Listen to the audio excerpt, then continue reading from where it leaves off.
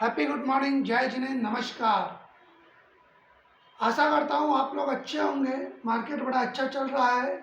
आज सप्तमी, कल कृष्ण जन्माष्टमी का दिन है। आज 25 अगस्त, कल कृष्ण जन्माष्टमी 26 अगस्त को है। मैं आप लोगों को मेरे पास क्वेश्चन आ रहे थे कुछ कि शेयर मार्केट में कितने सेक्टर होते हैं सर, किस सेक्टर में पैसा लगाना चाहिए। तो मैं आज आपको आपकी इस क्यूरियोसिटी, इस प्रश्न का जवाब देने जा रहा हूं कि शेयर मार्केट में मुख्यतः कितने सेक्टर होते हैं। मेरा नाम है रंजीत कुमार बोत्रा, आरके स्टॉक्स है। मैं आपके लिए नित नई जानकारियां लेके आता हूं और आपके प्रश्नों का जवाब देने की कोशिश करता हूं। आपको मेरा चैनल पसंद आ रहा हो, मेरी बातें आपकी समझ में आ रही हैं और आपको उससे फ़ायदा हो रहा है तो मेरा चैनल सब्सक्राइब करें और अपने दोस्तों और रिश्तेदारों के साथ भी शेयर करिए जी। शेयर मार्केट में मुख्यतः 4 तरह के सेक्टर होते हैं। पहला है defensive sector, evergreen sector, cyclic sector और सेंसिटिव सेक्टर। ये टोटल 4 सेक्टर है। अब पहली बात करते हैं डिफेंसिव सेक्टर की। तो जो डिफेंसिव सेक्टर है, इसका मतलब ये नहीं है कि डिफेंस के शेयर लेना है, कभी मत सोचिएगा। डिफेंसिव का मतलब होता है डिफेंस में रहना, सुरक्षित रहना। मतलब ऐसे कंपनियों के शेयर जो मार्केट के उतार में भी उतना उनका फर्क नहीं पड़ता है, जो एकदम निरंतर धीरे धीरे चलती रहती है, उन कंपनियों के शेयर को हम डिफेंसिव शेयर कहते हैं। इसके अंतर्गत भी 3 सेक्टर आते हैं। एक यूटिलिटी सेक्टर होता है पहला, दूसरा पॉइंट आता है उसके अंदर हेल्थ केयर सेक्टर और तीसरा होता है कंज्यूमर सेक्टर। यूटिलिटी सेक्टर पानी, गैस और बिजली, ये लगभग डेली सबको चाहिए, तो इनसे रिलेटेड जो कंपनीज आती हैं वो यूटिलिटी सेक्टर में आती हैं। Second, health care sector. Pharma की जरूरत हर किसी को है, मेडिकल हर किसी को चाहिए, हर कोई कभी ना कभी बीमार होता है, तो ये कंपनियों के शेयर भी हमेशा चलते रहेंगे, धीरे धीरे बढ़ते ही रहेंगे, क्योंकि इनकी डिमांड में कमी नहीं आ सकती।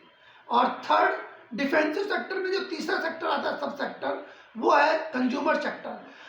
हम इंसान हैं, हमें डेली खाने को कुछ ना कुछ चाहिए। हमारी प्रतिदिन की कुछ आवश्यक जरूरी चीज़ें हैं, जो आवश्यक हमारी चीज़ें हैं उनका हम कैसे जिन चीज़ों को हम यूज करते हैं उनसे रिलेटेड जो कंपनियां हैं वो कंज्यूमर सेक्टर में आती है। आटा, चावल, मैदा, बेसन, बिस्किट्स, तेल, घी, ये बनाने वाली जो कंपनियां हैं ये कंज्यूमर सेक्टर के अंदर आती हैं। ठीक है, इनकी हमको जरूरत पड़ती ही है। अब मैं आपको बताने जा रहा हूँ, पहला सेक्टर कंप्लीट। दूसरा सेक्टर है एवरग्रीन सेक्टर। एवरग्रीन का मतलब होता है हमेशा सदाबहार रहना, जिसकी डिमांड हमेशा बनती ही रहेगी, लगी रहेगी। पहला उसमें आता है इंफॉर्मेशन टेक्नोलॉजी। इंफॉर्मेशन टेक्नोलॉजी मतलब होता है आईटी सेक्टर। आईटी हमेशा बढ़ता ही है, आज एक टेक्नोलॉजी आई, कल दूसरी आएगी, परसों तीसरी आएगी, हम हमेशा अपडेट होते रहेंगे। दूसरा उसमें आता है इंफ्रा सेक्टर। इंफ्रा का मतलब ये होता है कि डेवलपमेंट, विकास। हमारा विकास पहले कुछ था, आज कुछ है और आने वाले समय में कुछ और होगा, तो इंफ्रा का भी डिमांड बढ़ता ही रहेगा। इसके बाद ये 2 सेक्टर के बाद जो तीसरा सेक्टर आता है वो साइक्लिक सेक्टर। तीसरा सेक्टर, साइक्लिक का मतलब समझते हो आप? ये जो साइकिल ऐसे राउंड करती रहती है ना, पहले ये नीचे था, ये ऊपर था, फिर घूम के ये ऊपर आ जाता है और ये नीचे आ जाता है। तो साइकिलिंग का मतलब है कि कुछ समय बाद फिर से उस सेक्टर की डिमांड हो जाना, इसको हम साइकिलिंग सेक्टर कहते हैं।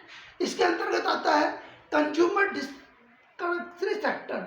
मतलब आज जिस चीज़ की कंज्यूमर को जरूरत नहीं है, लेकिन अगर वो मिल जाए तो अच्छी बात, नहीं मिले तो भी चलेगा।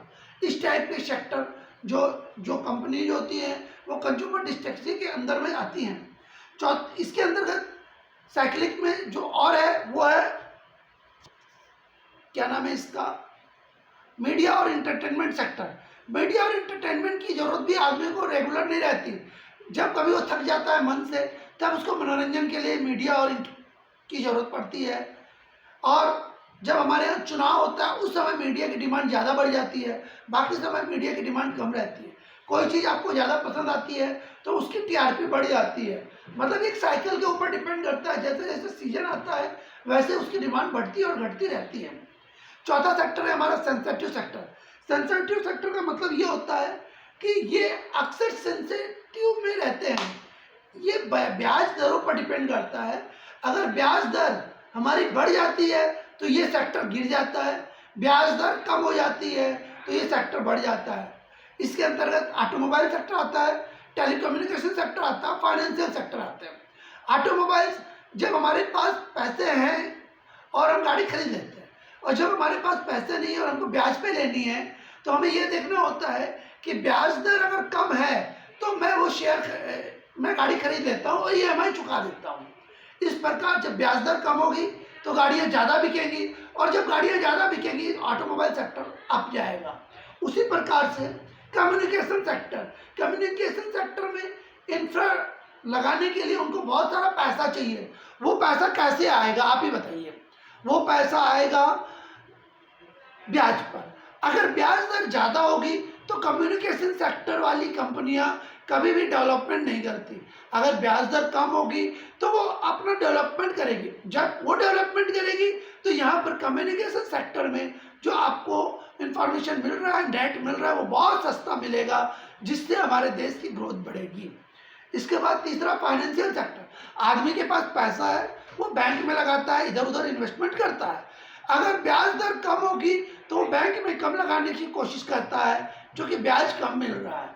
अगर ब्याज दर बढ़ जाएगी तो वो ब्याज दर इसी में पैसा लगाएगा, आपके बैंक में डिपॉजिट करेगा, फाइनेंस में डिपॉजिट करेगा। फाइनेंशियल सेक्टर भी ब्याज दर पर डिपेंड है, इसलिए इसको भी सेंसिटिव सेक्टर कहा जाता है। अभी मैंने आप लोगों को सेक्टर के बारे में बताया। मेरे